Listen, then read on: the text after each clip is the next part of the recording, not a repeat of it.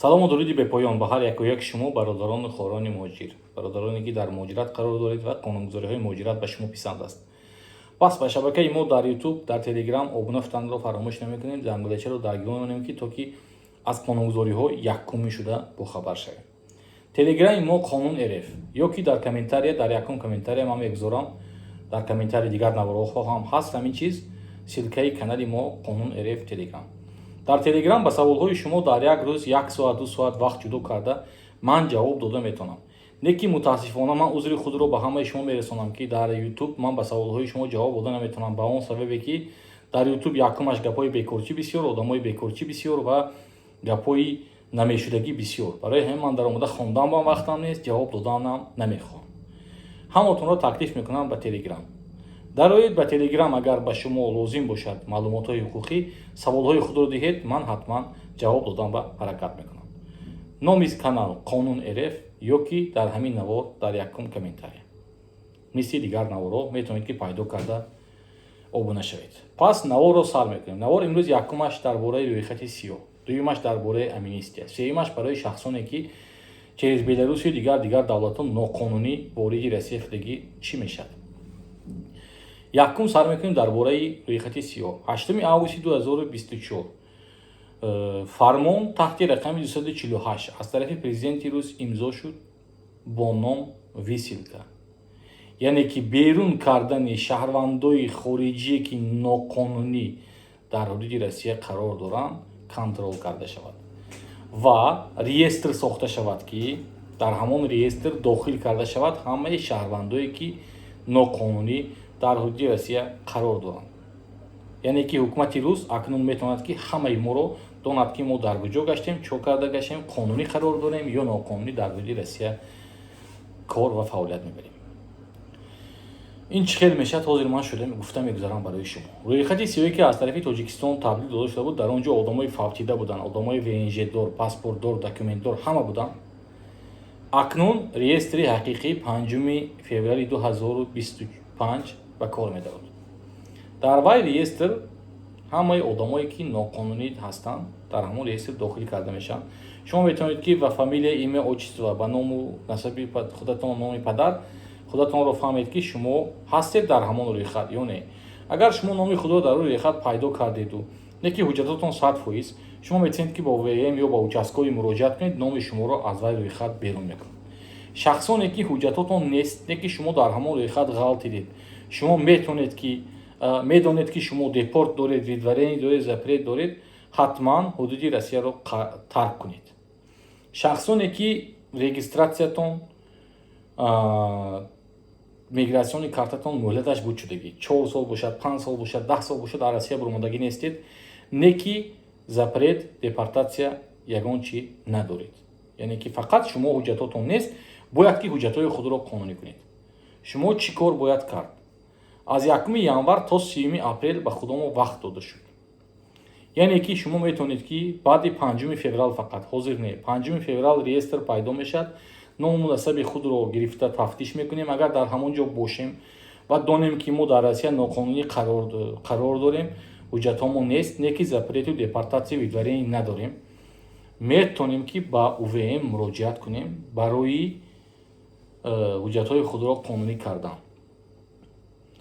указ фармон таҳти рақами 1126 1126 от 30 декабря 2024 года был подписан президентом Российской Федерации Владимиром Путиным.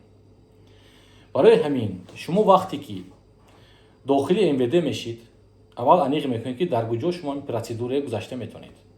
Москва бошад Сахарова, Москва, Московская область, дигар регионо шумо аниқ мекунед ки дар куҷо метавонанд ки дактилоскопия, яъне ки изи ангуштон, фотографирование шуморо расм мегиранд аз чор тараф ва ташхиси тиббӣ.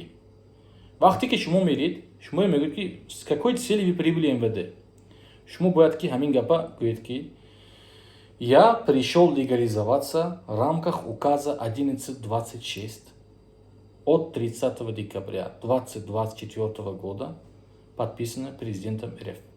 я хочу получить патент. вақте ки шумо ин гапа мегӯед, ва я уже мефаҳмам ки шумо камакак бошадам аз ҳамин фармон огоҳ ҳастед. ва дар ҳамин фармони 1126/26 дуюм пункта шашум қисмаш ба омадагӣ ки шаҳрвандои хориҷӣ ки омада худашонро ба дасти шумо месупоранд, яъне ки ҳуҷҷатҳояшонро қонунӣ кардан мехоҳанд, ҳеҷ гоҳ ва ёро бурда ягон ҷо ба маҳкамам накунед ва ё запретам намонед, депортатсиям накунед, дигар корам накунед гуфта. барои ҳамин агар шуморо бурда спецприён маҳкам кардан ё ягон қапида мо штраф мекунем, ягон хел чиз кардан, ягон мувофиқи қонун чила набаромадӣ, хеле гапҳо шаваду бурда ягон спецприён маҳкам кунад, ягон кор кунанд, агар шумо метавонед ки ба суд муроҷиат кунед. Агар шумо тарсед аз ҳамин кор шуданаш, пеш аз ҳамон ОВД рафтан ягон юриста нанимат кунед. хоҳед ҳамроҳи юрист равед, нахоҳед агар ҳамин юриста телефоношо гиреду гӯед ки агар мана ҳамонҷа маҳкам кардам, ту мара бояд ки ҳимоя кунӣ. Ман фалон ҷо рафтосиям гуфтам, адреси ҳамон отдела мегӯед. вақте ки шумо онҷо меқапану телефонотонро мегиранд ягон ҷо маҳкам мекунанд, юрист метавонад ки рафта шуморо онҷо озод кунад ё қарори қабул кардаи вайро обжаловат кунад в рамках указа 1126 уже в суде. То есть судба рафта муроҷиат мекунад ва суд қарорро мебарад ки дар ҳақиқат ин одам ҳуҷҷатҳои худро қонунӣ кардани буд, беасос шумо ба ин одам мисол депортация ё видваренӣ кардед ё ки запрет мудед. баъд ин укази 248 висилка, укази 1126 амнистия дахл дорад фақат ба шахсоне ки ноқонунӣ дар ҳудуди Россия қарор доранду не ки запрету депортация видваренӣ надоранд. мувофиқи 248 фармон, одамое ки ноқонунӣ дар ҳудуди Россия қарор доранд то 5 феврал бояд ки ҳудуди Россияро тарк кунанд буд. Акнун ҳамин муҳлатро дароз карданд аз 5 феврал то 30 апрели 2025. барои ҳамин агар шумо донед ки ҳуҷҷатотон виезатон маҳкам ё депортация ё видваренӣ наравед ба ин виде, шумо Россияро бояд тарк кунед, ба шумо ин указ дахл надорад. акнун гап мезанем дар бораи одамое ки бо воситаи Беларусия сарҳади Россияро ноқонунӣ гузаштед ё ки ивазу ному насаб кати омадед, ба шумо чӣ мешавад? вақте ки шумо сарҳади Россияро мегузаред ноқонунӣ, шумо уголовное дело меғалтед. мувофиқи статьяи 322 Уголовный кодекс Российской Федерации шумо аз 6 сол то 6 сол метавонанд ки озодӣ маҳрум кунанд. Незаконное пересечение границы Российской Федерации. барои ҳамин ман ҳозир медонистагим ду кас, як кас аз Санкт-Петербург, дуюмаш аз Москва додараша қапидагӣ, чӣ хел қапидагӣ подъезд медарод, система безопасный город, шаҳраки бехатарӣ мегӯянд забони тоҷикишва. система безопасный город, камера ҳаст, камераҳо лицои шуморо мебинанд, мешиносанд ки аст дар ҳамон камера, дар ҳамон подъезд ки даромадост ва полис ба хабар медиҳад, полис мебиёду шумо меқапад. ҳозир аз 5 феврал ин камераҳоя бо бисёртар тафтиш мекунанд ки ҳаст, чӣ ҳаст, куҷо гашта истодааст. барои ҳамин одамое ки ноқонунӣ агар ҳудуди Россия дар он бошед, ҳоли ҳам вақт доред, во ҳамон хел баромада буравед як балокара Россия ки қапидан бурда паси панҷара мешинонанд. шахсоне ки номунасаба иваз карда омада даромадед, вақте ки шумо аэропорт фаҳмида номунасабатон навкарагитона гардонанд, ҳичи не. баъди Россия ба омаданатон агар гардонанд, қапан агар ки шумо мехоед номуфамилиятон навкардагӣ номунасабатона, сразу 322 уголовное дело, суд ба қарори суд паси панҷара. барои ҳамин ба қонунгузориҳо шӯхӣ накунед. нома нав кунам, насаба нав кунам, ноқонунӣ даром. вақте ки ноқонунӣ даромадед, анаме хеле чизо ба саратон омаданаш мумкин. акнун якта чиз дар бораи чи як савол шуд ки ман ки чӯба ту русӣ видео намекунӣ, что ты русского языка не знаешь, почему не на русском? ба забони русӣ бисёр блогерҳо ҳастанд.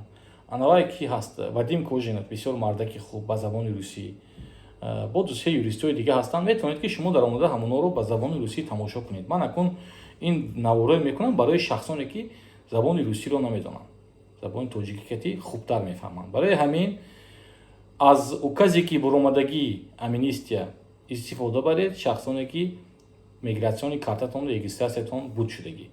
не ки боз як бор гуфта мегузарам, одамое ки депортация шудагӣ, видваренӣ шудагӣ, запрет шудагию аз Россия баромадагӣ не, ё ки дар Тоҷикистон қарор доред, ин указ ба шумо дахл надорад.